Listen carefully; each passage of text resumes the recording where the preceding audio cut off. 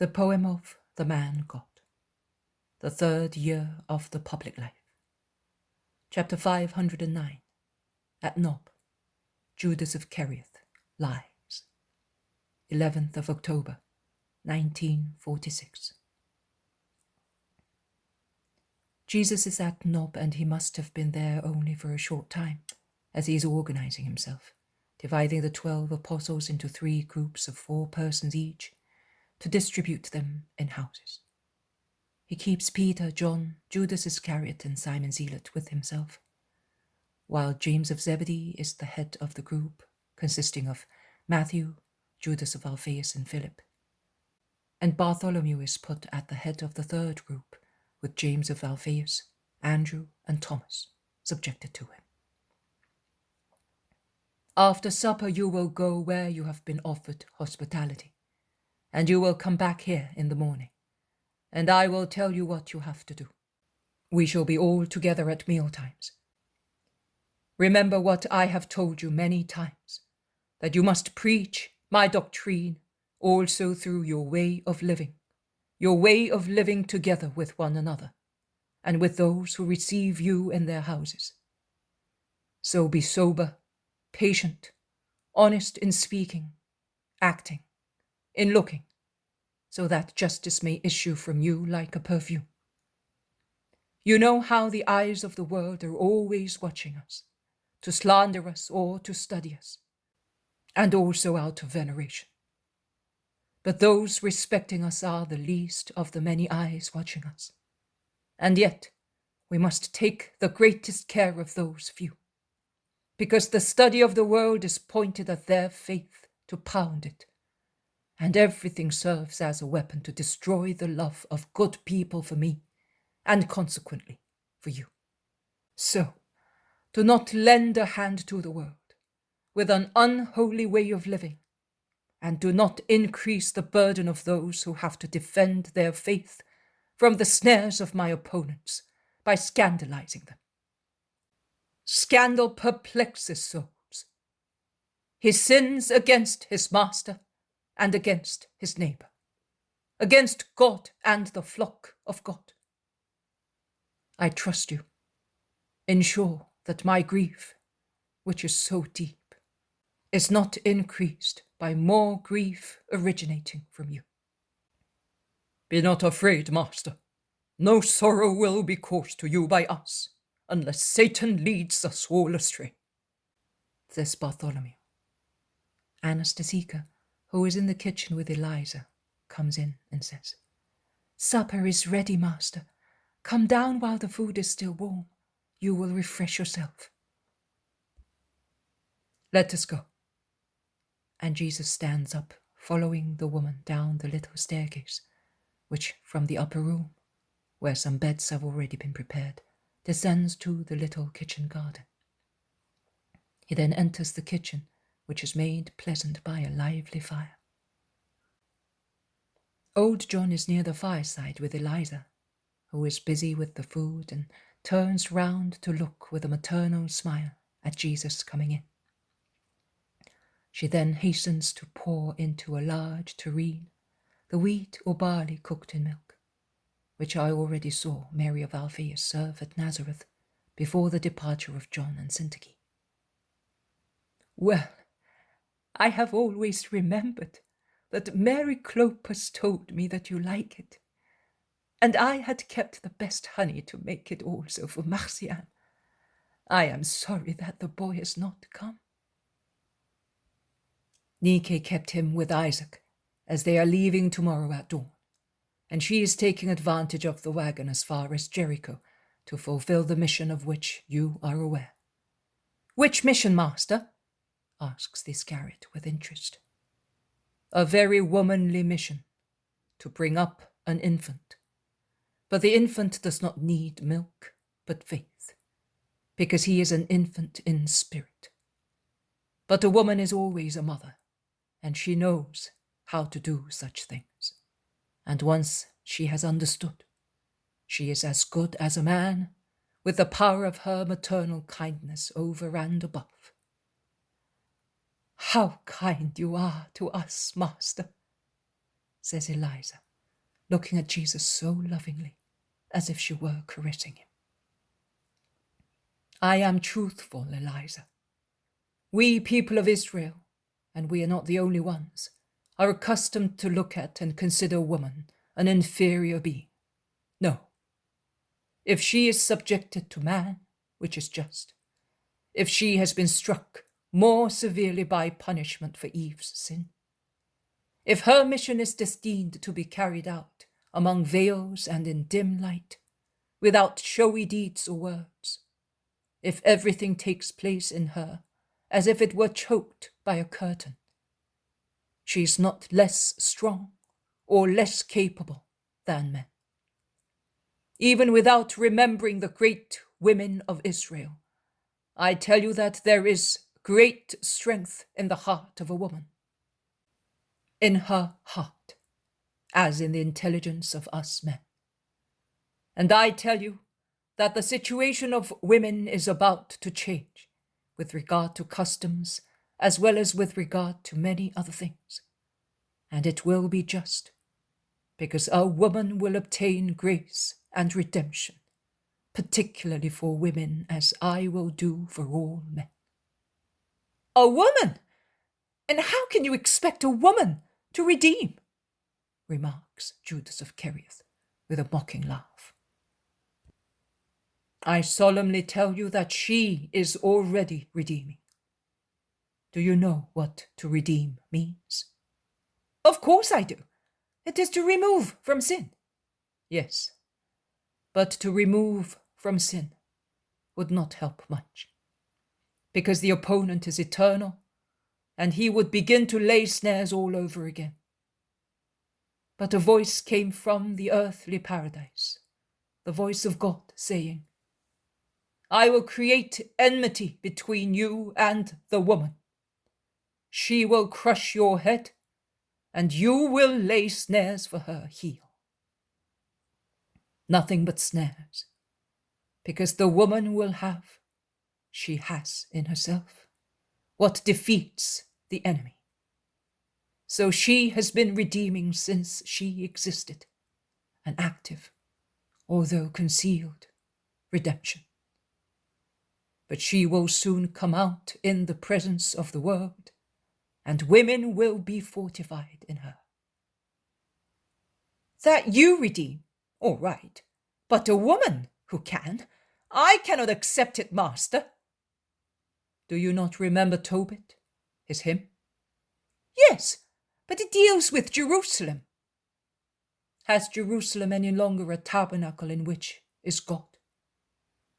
Can God from his glory be present at the sins consumed within the walls of the temple? Another tabernacle was necessary, a holy one, to be a star leading errant people back to the Most High. And that is accomplished in the co-redeemer, who throughout ages will rejoice at being the mother of the redeemed. You shall shine with a bright light. All the peoples of the earth will prostrate themselves before you. The nations will come to you from afar, bringing gifts, and will worship the Lord in you. They will invoke your great name. Those who will not listen to you will be among those cursed, and blessed will be those who gather round you. You will be happy in your children, because they will be the blessed ones gathered near the Lord. The true hymn of the co-redeemer. And the angels who see are already singing in heaven. The new heavenly Jerusalem begins in her. Oh yes, that is the truth. And the world is unaware of her, and the dull-minded rabbis of Israel do not know her. Jesus is engrossed in his thoughts. But who is he speaking of? The Iscariot asks Philip, who is beside him. Before the lad replies, Eliza, who is putting some cheese and black olives on the table, says rather harshly, He is speaking of his mother. Don't you understand that? I never knew that she is mentioned by the prophets as a martyr. Only the Redeemer is mentioned, and do you think that there is only the torture of the flesh? And don't you know that that is nothing for a mother in comparison with the torture of seeing her son die? Your mind. I am not speaking of your heart, for I do not know what it throbs with. Does your mind, of which you are so proud, not tell you that a mother would suffer torture and death 10 times rather than hear her son moan? Man, you are a man and you are learned. I am only a woman and a mother. But I tell you that you are more ignorant than I am, because you do not even know the heart of your mother. Oh, you are offending me. No, I am old, and I am giving you advice. Let your heart be wise, and you will avoid tears and punishment. Do that if you can. The apostles, in particular Judas of Alphaeus, James of Zebedee, Bartholomew and the Zealot, cast sidelong glances at one another stealthily, and lower their heads to conceal their derisive smiles appearing on their lips, because of the frank words of Eliza to the apostle, who thinks he is perfect. Jesus, still engrossed, does not hear anything. Eliza addresses Anastasia, saying, "Come, while they finish their meal, let us go and prepare 2 more beds, because 3 are not enough." And she is on the point of going out. "Eliza, you are certainly not giving us your beds," exclaims Peter. "That's not right. John and I can sleep on boards. We're used to that." "No, Simon. There are hurdles and mats. They have been laid aside. We will now place them on the trestles." And she goes out with the other woman. The apostles, tired as they are almost dozing in the warmth of the kitchen. Jesus is pensive, his elbow resting on the table, his head on his hand. There is a knock at the door. Thomas, being nearest to it, gets up to open and exclaims, "You, Joseph, and with Nicodemus! Come in, come in." "Peace to you, master, and to everybody in this house. We are going to Rama, master. Nicodemus invited me there. As we were passing here, we said, 'Let us stop to greet the master.' We were anxious to hear whether you had been bothered again, as they went to looking for you at Joseph's. Actually, they have been looking for you everywhere after you cured that blind man. They did not walk out of the walls, that is true. They did not move a chair to avoid infringing the Sabbath, and thus they think they are pure. But to look for you, to follow Bartholomew, oh, they went well beyond the limit." "How did they know if the master did not do anything in the street?" asks Matthew. "True, we did not know either whether he had been cured. We went to the synagogue, and then to say goodbye to Nike, Isaac, and Marciam, who were staying with her. Then, after sunset, we came straight here," says Peter. "You did not know, but the messengers of the Pharisees did. You did not see, but I did. 2 of them were present when the master touched the eyes of the blind fellow. They had been waiting for hours. Why? Asks Judas of Kerioth with an innocent look. Are you asking me? It's strange. That's why I'm asking. It's even more strange that for some time there are always spies wherever the master is. Vultures go where there is a prey, and wolves approach herds. And thieves where their accomplices say there is a caravan. You are right. What are you insinuating? Nothing. I was completing your proverb, applying it to men. Because Jesus is a man, and men are those who lay snares for him. Tell us, Joseph, tell us, many of them say. If the master wishes, I came to tell you. Speak up, says Jesus. And Joseph tells in detail what he had noticed, omitting, however, one particular, that it was Judas who informed the blind man where Jesus was staying. Comments are manifold, resentful, sorrowful, according to hearts, and Judas of Kerioth is the most, apparently, afflicted and upset. He is against everybody, and in particular against the imprudent blind man, who had come and placed himself in Jesus' way on a Sabbath, confiding in the well-known kindness of the Master. Or was it you who pointed out to the man to him was near you and I heard? Says Philip, full of amazement. To point out does not mean to give an order to do something. Oh, I am sure, as I am also sure that you would not have taken the liberty of ordering the master to work, says Thaddeus. Me? Far from it. I pointed him out only to ask for a clarification. Yes, but the action of pointing out is at times an invitation to act, and that is what you did, replies Thaddeus. You say so, but it is not true, asserts Judas impudently. Is it not true? Are you really sure?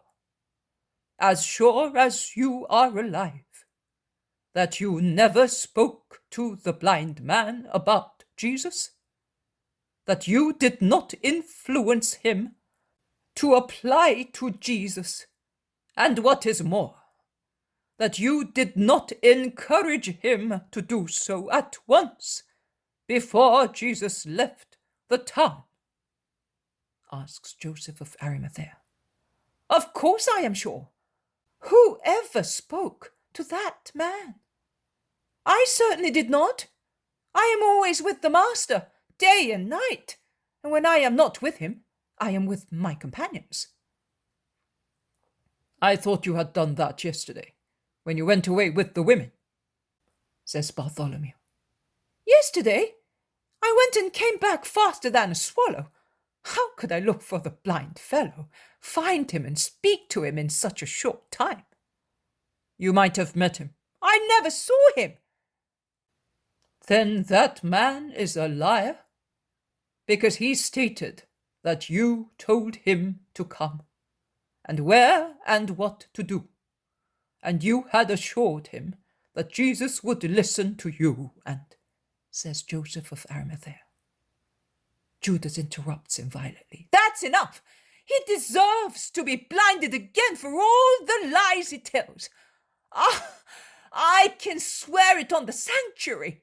I only know him by sight, and I have never spoken to him. Yes, it's really enough. Your soul is in order, Judas of Kerioth, who do not fear God, because you know that your actions are holy. You, happy fellow, who are afraid of nothing. Joseph says to him, looking at him severely, with piercing eyes. No, I am not afraid, because I am without sin.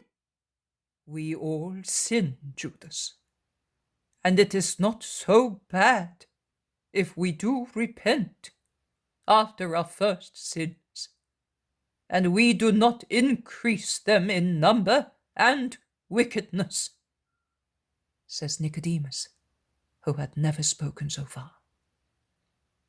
He then addresses the master, saying, It is said that Joseph of Sepphoris has been threatened with being banished from the synagogue if he gives you hospitality again, and Bartolomai has already been ejected from it. He had gone there with his father and mother, but the Pharisees were waiting for him at his synagogue. They refused to let him go in, and they cried anathema on him. That is too much. For how long, O Lord? Shout. Peace, peace. It is nothing. Bartolomai is already on the road to the kingdom. So what has he lost? He is in the light. So is he not a child of God more than he was previously? Oh, do not confuse values. Peace, peace. We will no longer go to Joseph's either. I am sorry that Isaac knows that he has to take my mother and Mary of Alphaeus there. But it would have been for a few hours only, because there is one who has already done what is necessary. He turns to John of Nob and says, Father, are you afraid of the Sanhedrin? You can see how much it costs to give hospitality to the Son of Man. You are old. You are a faithful Israelite. You may be driven out of the synagogue on your last Sabbaths. Could you put up with that? Speak frankly, and if you are afraid, I will go away. There must be still a den in the mountains in Israel for the Son of God. Aye, Lord, but of whom shall I be afraid but of God? I do not fear the mouth of the sepulchre. On the contrary, I look at it as a friendly thing. And shall I be afraid of the mouths of men? I would be afraid only of the judgment of God. If for fear of men I should drive away from me Jesus, the Christ of God.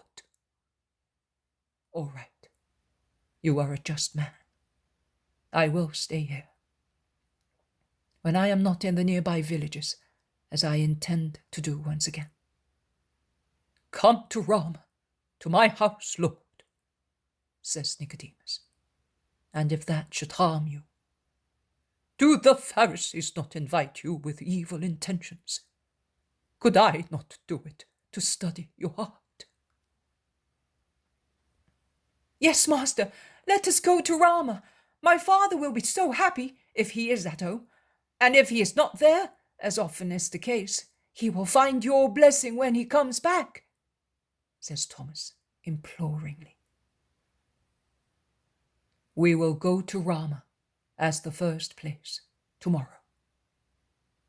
Master, we are going. Our mounts are outside, and we shall be at Rama before the end of the second vigil. The roads are white in the moonlight, as if a pale sun were shining on them. Goodbye, master.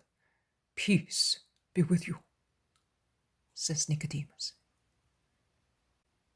Peace to you, master, and listen to a good piece of advice from Joseph the elder. Be somewhat shrewd. Look around yourself. Open your eyes and keep your lips closed. Act, but never say beforehand what you are going to do. and do not come to Jerusalem for some time. And if you come, do not stop at the temple, except for the time necessary to pray. Do you understand me? Goodbye, Master. Peace to you. Joseph has put much stress on the words that I have underlined, and while saying them, he was gazing intensely at Jesus. His very eyes were a warning. They go out into the little kitchen garden, white in the moonlight. They untie 2 strong donkeys, which were tied to the trunk of a walnut tree. They mount and depart along the solitary white road. Jesus goes back into the kitchen with his apostles. But what did he mean after all? And how did the Pharisees find out? What will they do to Joseph of Cepheus? Nothing, just words. Nothing but words. Forget about it. It is all over and without any consequence. Let us go. Let us say our prayer and part for the night. Our Father. He blesses them. He looks at them go away. Then with the 4 whom he has kept, he goes up to the room where the beds are.